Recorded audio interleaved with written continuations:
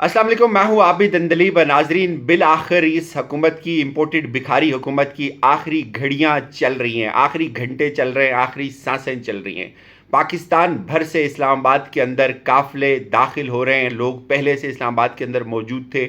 इस हुकूमत की बुखलाहट देखें कि इन्होंने रोडें खोद दी हैं, उनके ऊपर रेत टिंकर्स पकड़े और ऐसे ऐसे लोगों के टिंकर्स पकड़े कि जिनके अंदर सामान था। वो मिन्नतें करते रहे कि हमारा सामान ज़ाया हो जाएगा, हमारे सामान को ख़राब मत करें, हमें जाने दें। कितने लोगों का सामान इस तरह ज़ाया होता है, इस पर भी बात करेंगे। लेकिन इमरान खान क्या करने जा रहे हैं, किस तरह से रात भर इनकी मुलाकातें होती रही। और एक बहुत ज़्यादा लोग सवाल पूछ रहे थे कि वीडियो क्यों नहीं आ रही। तो मैं आपको एक चीज़ बता दूं, ये फॉर द रिकॉर्ड मुझे 2 दिन पहले मुस्लिम लीग नून के एक सीनियर लीडर की तरफ से कॉल आई कि आप अपनी 2 वीडियोस, मैं उन वीडियोस का हवाला दे दूंगा अगर बात बहुत आगे बढ़ेगी, कि इनको आप डिलीट कर दें, वरना आपके ऊपर भी एफआईआर दर्ज कर ली जाएगी। मैंने कहा जी आप एफआईआर दर्ज कर लें, जहां इतने और लोग जिनके ऊपर एफआईआर दर्ज हो रही है, मेरे ऊपर भी हो जाएगी, पहले भी हुई हैं, तो कोई मसला ही नहीं है ये हमारे लिए। इस्लामाबाद हाई कोर्ट जिंदाबाद।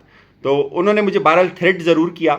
अगर वो मुझे दोबारा थ्रेट करेंगे या इस तरह की कोई दोबारा चीज़ मुझ तक पहुंचेगी, मैं उन वीडियो का भी हवाला दूंगा और उससे पिक्चर बहुत क्लियर हो जाएगी, उससे बहुत अंदाज़ा हो जाएगा लोगों को कि असल कहानी है क्या। और मैं जो खबर देता हूँ वो सोर्सेज की बुनियाद पे देता हूँ और प्रूफ्स के साथ देता हूँ। इस वक्त आज ये गुज़श्ता रात जो गुजरी, इस रात में बड़ी राब्तों की कोशिश की गई, पिंडी से उनको इल्तिजा की गई कि खुदा का वास्ता आप इसको संभालें, ये हमारे बस का काम नहीं है। और अब जो ट्विस्ट देने की कोशिश कर रही है मुस्लिम लीग नून, वो ये है कि अगर फ़ौज ने हमें ना संभाला तो हम फिर ये कहेंगे कि हमें फ़ौज लेके आई थी। अगर हम फ़ौज ने हमें ना संभाला, पाकिस्तान की इकॉनमी बिगड़ जाएगी, तबाह हो जाएगी, फिर हम ये कहेंगे हम तो मुल्क को ठीक करने निकले थे, अभी हमें 2 महीने भी पूरे नहीं करने दिए गए थे, इन्होंने पूरे नहीं करने दिए और इन्होंने हमें गिरा दिया। और मुल्क जो तबाह बर्बाद होगा, इसकी जिम्मेदारी इस्टेब्लिशमेंट के ऊपर भी जाएगी, इसकी जिम्मेदारी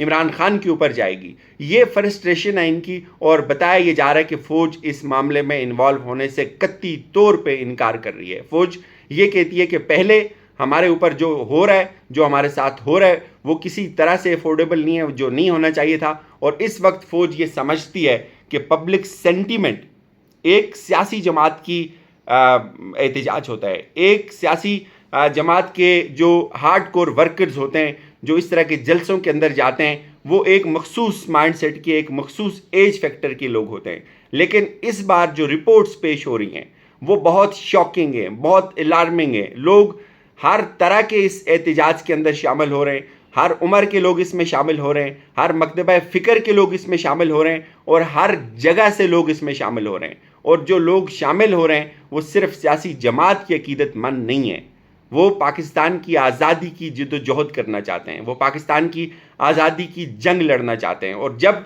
ये बात याद रखें, इस वक्त भी अगर कोई मिस कैलकुलेट कर रहा है, अगर कोई मिस जज कर रहा है चीज़ों को कि ये हम इनको हैंडल कर लेंगे, तहरीक इंसाफ का वोटर इतना ज़्यादा नहीं ठहर सकता, वो गर्मी नहीं सह सकता, उसके ऊपर हम पानी फेंकेंगे, उसके ऊपर हम आंसू गैस फेंकेंगे तो वो भाग जाएगा, ये उनकी गलती है। इस दफ़ा अगर पुराने टैक्टिसेस को आजमाया गया, अगर वही कुछ जो इन्होंने मॉडल टाउन के अंदर किया था, वही कुछ जो ये करते रहे, तो ये इनके गले पड़ जाएगा। इनको रिपोर्ट्स दी जा रही हैं कि ऐसा ना करें। और आप हैरान कुन तौर पे जमहूरियत, वोट की इज्जत, जमहूरियत की बात करने वाली मरियम सफदर साहिबा का बयान सुने। वो ये कह रही हैं कि एहतजाज करने वालों को पता होना चाहिए कि इस बार वजीर जो दाखिला हैं वो राना सनाउल्लाह हैं। इससे बड़ी धमकी, इससे बड़ा थ्रेट कोई नहीं हो सकता, इससे बड़ी कारकुन कुश पॉलिसी नहीं हो सकती कि एक इतनी बड़ी सियासी जमात की खुद साख्ता लीडर इस तरह का नज़रिया पेश करनी है आवाम के अंदर। मरियम ने भी बूट चाटने की पूरी कोशिश की, पिछले 2 दिन में अपने तमाम बयानियों से दस्तबरदार हुई। उन्होंने बड़ी मिन्नतें की, उन्होंने ये बात बावर करवाने की कोशिश की कि अब फ़ौज इस मुल्क को बचा सकती है, फ़ौज सही है, अब फ़ौज सही हो गई है।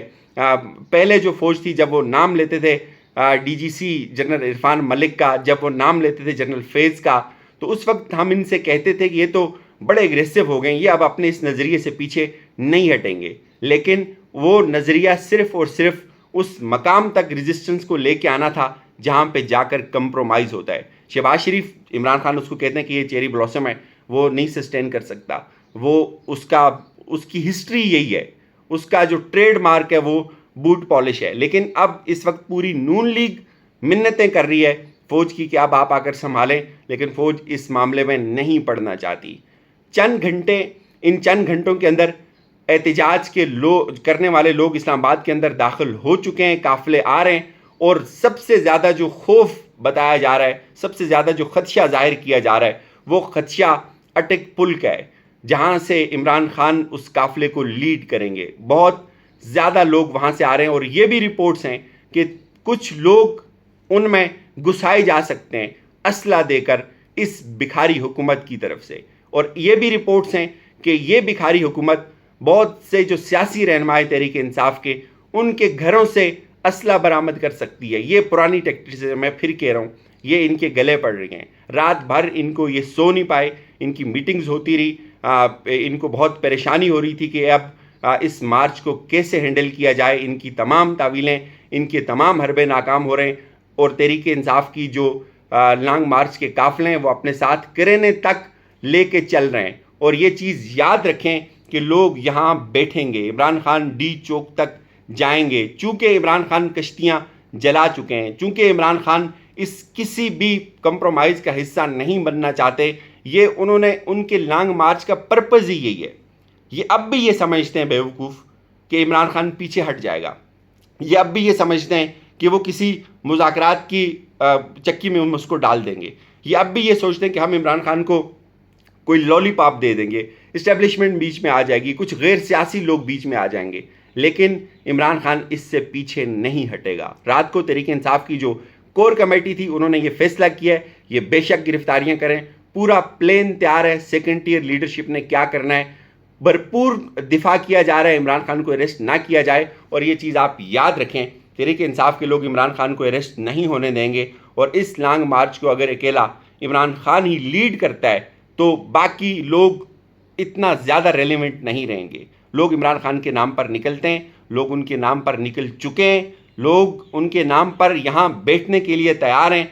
और ये सियासी जमात की लड़ाई नहीं है, ये पाकिस्तान के हर कौम के, हर पाकिस्तानी कौम के हर बच्चे की, हर बूढ़े की, हर जवान की लड़ाई है। ये पाकिस्तान की आज़ादी की लड़ाई है, इसको समझें। इसके साथ अगर आप छेड़ेंगे, ये आपके गले पड़ेगी, ये आपको परेशान करेगी, ये आपके हाथ खून से रंगीन कर देगी। लोग नहीं उठेंगे, लोग जाने लुटाने के लिए यहाँ आए हुए हैं। ये एक फैसला कुन मार्के, और इमरान खान इस मार्के को उस स्टेज के ऊपर लेकर जा चुके हैं कि जहाँ से पॉइंट ऑफ नो रिटर्न ख़त्म होता है, वहाँ से आगे कोई दूसरी बात नहीं है। और मुतालबा सिर्फ एक है कि इलेक्शंस को अनाउंस किया जाए, इस भिखारी हुकूमत को डिज़ोल्व किया जाए। अगर इमरान खान 10 दिन यहाँ बैठ जाएं, आप देखेंगे मुल्क कहाँ से कहाँ चला जाएगा। आप देखेंगे कि ये भिखारी हुकूमत मिन्नतें करेगी इमरान खान की कि हम इलेक्शन करवा देते हैं, और उससे अगले अब जब ये हो जाएगा, जब ये स्टेज क्लियर हो जाएगा, फिर इमरान खान कहेगा कि ये जो चीफ इलेक्शन कमिश्नर है इसकी भी छुट्टी करवाओ और कुछ और लोगों की भी छुट्टी करवाओ। ये सूरत हाल इस वक्त आपको रिपोर्ट करेंगे आज ग्राउंड ज़ीरो से। इजाज़त दीजिए, अपना बहुत सारा ख्याल रखिएगा। खुदा हाफिज़।